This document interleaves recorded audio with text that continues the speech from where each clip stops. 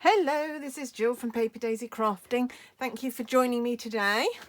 And today we're doing Christmas. Now, I know I don't want to offend any of you. I know a lot of people have a real thing about Christmas being introduced much too early.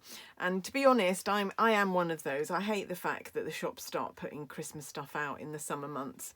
But this card was for a blog hop where the theme was Christmas in July. So I hope you'll forgive me. I have to admit, most years I start Christmas crafting mostly in September, might do a few bits in August. But September's a good month for me. That means I can use September, October for making things, November to get them finished off, and then start sending at the beginning of December. But July is a bit early for me. Anyway, this is our card for today, so hope I'm not offending anybody. Just put the video in a playlist to play later if you don't like Christmas at this time of the year. I'm using the Christmas Gleaming set, this one, which was in the catalogue last year, the Christmas catalogue last year, and has now been carried over to the Christmas catalogue this year, which is great because I really like this. I love the holly, I like the baubles, I love this Merry Christmas, I love this scrolly one as well. So yeah, lots of nice things in that set. So that's what we're using today. We're going to be using 3 of the stamps. We're going to be using the large bauble, the smaller bauble, and the solid greeting. Merry Christmas. And as you'll know, if you've watched me for a while, I like my cards just to say Merry Christmas. I can't be doing with lots of flowery words on my Christmas cards. I just want them to wish people a Merry Christmas. So anyway, as usual, I'm going to change up the colours. On this one I used Old Olive for the foliage and gold and white. I'm going to do silver and white this time and change up the foliage to soft sea foam. So we should get a much more pastel effect, I think, on this card, although I haven't tried it yet. So let's pop that out of the way and make a start. This is going to be our card blank. I'm still working with Whisper White, and this card blank is half a sheet of A4 if you're in the UK. So it measures 21 by 14.5 centimetres, and I'm going to come in and score it. Is that my scoring blade? Yep. Come in and score it at 10.5, which will should be halfway down the middle. That's not in the oh, that's better. Wasn't quite in the track properly. Couldn't work out what was going on there. Now it's there. There you go. There we go. And so we're gonna fold that and grab my bone folder. Couldn't live without my bone folder. Really is a real essential, just to get really crisp. And for photography, you want your cards laying flat, so that's really good as well. Right, so we'll put that to one side, and we'll just do all the embossing that we need. So I'm going to take another little scrap of Whisper White. This is the thin Whisper White, doesn't need to be the dark. Our 3 stamps, our silver embossing powder, our Versamark pad, and my embossing buddy. So I'm just going to swish this. We don't sell these embossing buddies anymore. What it is just a little pad filled with very fine powder, which means that you don't get any sticky patches on your cardstock, and so the powder won't stick to the places where you don't want it to. They are still available from other places. So you could might be able to get one there. Right, so we're using our embossing, our Versamark to emboss with. So we're going to stamp, make sure you've inked it nicely, and it can go right up there because I want to get all 3 images on here. So there's the one image. Let's do another one. Just need it in the light to see where I can put it. I think I can put it there. And then the greeting, which I can put right down here. And then you might notice that my silver embossing box is a little bit less full than it was. This is the box that I was using when I forgot my fan was on, when we had some really hot days, and started embossing and the powder went everywhere. Right, okay, so we've still got some specks on there, even though I used the embossing buddy. So I'm just going to take a paintbrush, even though this isn't going to be seen because this is all going to be cut out, but I just don't want those extra bits. And that's there. Okay, and then we're going to come in and do the other end. Oh gosh, there's another patch up here. Gosh, really thought I'd use the but obviously that was where I was holding the paper when I did the embossing, so you can tell what a difference the embossing buddy makes, because the places I didn't do, I'm still getting patches. Obviously missed a bit down here as well. Does make a real difference, the embossing buddy. Right, there we go. So there are the 3 images that we need.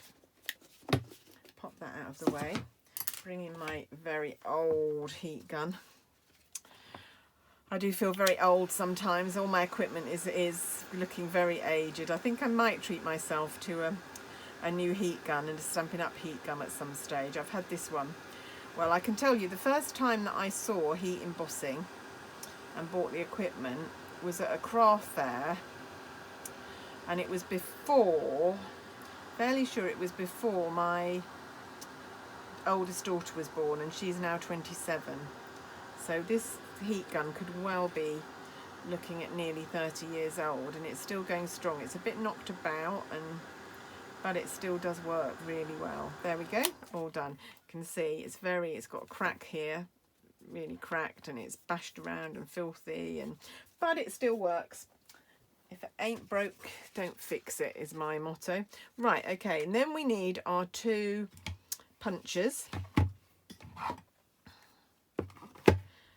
So I'm going to cut off this one because this is just going to be cut out, and then I'm going to cut a bit off there, and then this should fit in my punch to cut out this one. So again, with the punches I've showed you before, you just position it and then you can grab without cutting. So that's not going anywhere. I've just grabbed it to check the placement before I punch it out, and then I can cut off this and do the same with this punch. Luckily I've left myself a little bit of overlap, so I've still got something to hold on to. That's not going down quite far enough to where I want it, so I'm just going to cut a little bit more off, just so I can exactly position it. And there we go. Lovely. Right, and then all we need to do to take our snips, which are here. I lost my snips this week, and I've had to use another pair of scissors. I can't tell you how pleased I was to find my snips. They're such a great pair of scissors, and I've got lots of other pairs of scissors, but none of them were quite right. I was beside myself. I did actually find them in the end, as you can see, so I've got them to use today. So just very carefully cutting out this. I just need to come and just do a little bit more off there. I want to do it this way, but I'm not very good at cutting this way up. There you go. There. Perfect. Perfecto. There we go. Now we can assemble it all. We've got all the bits we need. So I've already die cut with this spray from Christmas Layers, the Christmas Layers dies. Again, they're going to be in the Christmas catalogue. If you need a Christmas catalogue and you haven't got one, you're in the UK, please let me know. Send me a message and I can pop one in the post to you free of charge. Lots of lovely Christmas goodies in there. Right, okay, so here's our card blank. What we are going to do is we are going to take a piece of Whisper White and a piece of silver foil. And I will tell you the measurements of these. So this is 7.2, I think. 7.2 by 9 centimetres. Oh, a bit more than 9. 9.1. 9.1, 9.2. 1. And then this is 9.5. So we're going to have a 2mm edge all the way round. And 7.5, yeah. So a 2mm edge all the way round. And we're going to place that really carefully on there. And I'm going to use, to stick it, I'm going to use tear and tape, because this will give a bit more adhesion than a wet glue when the foil is so non-porous that it's a bit tricky to get it to stay and keep. And of course this has got to last till Christmas now, so I don't want to be sending this card to anyone and then it's falling apart before it gets there, or even when it gets there.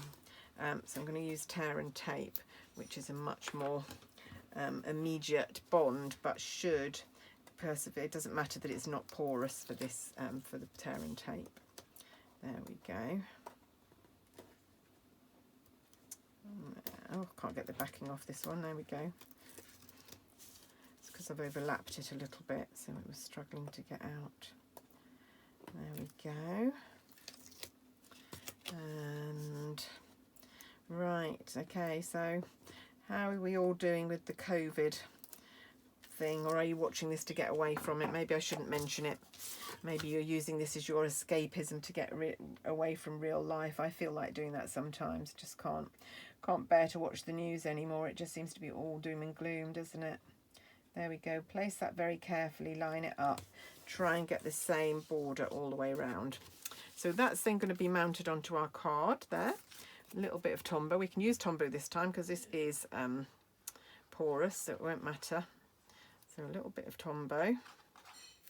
It's going to take a cocktail stick. You could use the other end of the Tombow, of course, to smooth it out. It's got two ends. I tend to use the other one and just come in with a cocktail stick. Just one of my little quirks. I like having a very thin layer of glue so it doesn't all squidge out anywhere. There we go. And that's going to go towards the top of our card, not too much, more to the top than the bottom, and then central, and trying to get it straight, of course, as well. And if you wanted to, you could measure to make sure that that happens. And then we're going to stick this little, and you can see here, here's the one I did before, and you can see I've actually cut a little bit off it because it was just a little bit too long. I didn't need that bit on there, so I just came in and cut off that little bit there. Might use that spray for something else. So this is just going to go, so you can see how this is going to be a much more subtle, paler pastel version. So that's going to go across the top of our panel like that. So we're going to come in with our Tombow and just a little bit of glue on some of those leaves to hold them down. You could use our adhesive sheets to do this. You could cut out the die with our adhesive sheets and then it would be like self-adhesive on the back and you could just stick it down. I didn't think of that, to be honest. I could have done that. I'll do that another day and show you what they're like. There we go. My daughter, my youngest daughter, Annie, came home for a couple of weeks. She had to go back to work. She works at a private members club in Weybridge, and had to go back to work. But she was so, because I've been shielding, because I'm in the vulnerable group, she was so distraught at the lack of care that was being taken about the COVID measures that actually she gave her notice in and has gone back to Nottingham to be with her boyfriend, and has actually got herself a waitressing job in Nottingham now.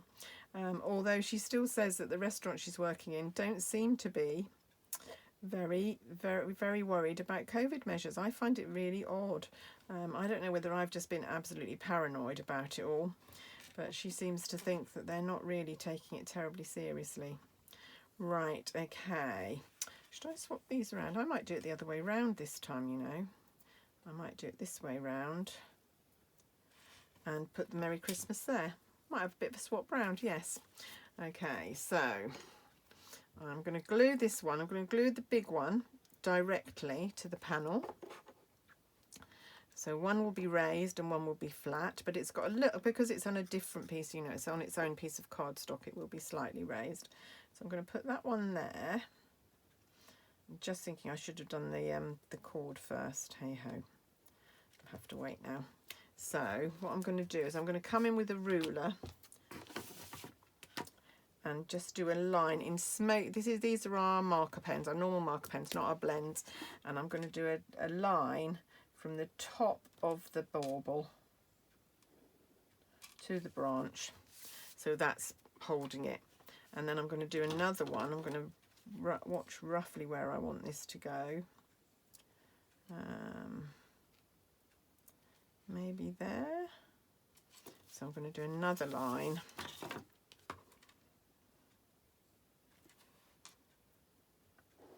Down to there. I can do that one a bit longer because it doesn't need to, there you go, it doesn't need to, I can cover it up where it goes. There we go. And I'm going to use dimensionals on this one. So it's my pack of dimensionals. Might just use a couple of big ones today. I've gone back to using the big ones actually, after using the little ones for so long. I quite like them. They're a lot easier to handle. The little ones are so useful still, but I have gone back to the big ones. Right, I'm going to line that up there. Lovely. Okay, very nice. Yes, liking this. And then the last thing we need to do is add our greeting, which is going to go there, but again that's going to be on dimensionals, and this time I will use our mini ones because, oh, that's coming off my finger, they're too, the big ones are too big for this. I would have to cut them, but as we've got little ones, little mini ones, and of course they do go a lot further than mini ones because you get the same size sheets but there's more of them, so they are a bit more economical, I think. There we go.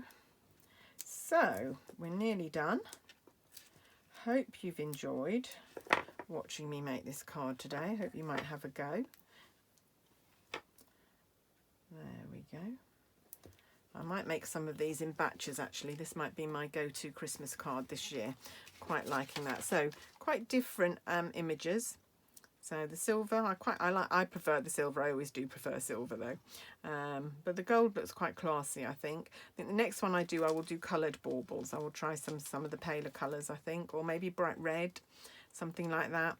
Anyway, that's it from me today. Thank you for watching. Don't forget about my 2-for-1 sale. I've got all my retired, or not all my retired, some of my retired stuff listed on my website. If you go to the top of my blog, it says 2-for-1 sale or buy one get one free sale, something like that, and you can choose anything from the sale. If you choose 2 things, the cheapest one will be free, and if you want to choose 4 things, then the two I will make it beneficial to you, so that you don't get the 2 cheapest ones free. You can choose one thing and get the next one down free, and then you can choose another thing and get the next one down free. So I'm trying to make it work in your favour. So in groups of 2, buy anything and you will get the other item that you choose free. It's a good way of building up your stash in an economical way. Anyway, that's it from me today. Hope you've enjoyed watching my video, and I'll be back soon. Thanks very much. Bye bye.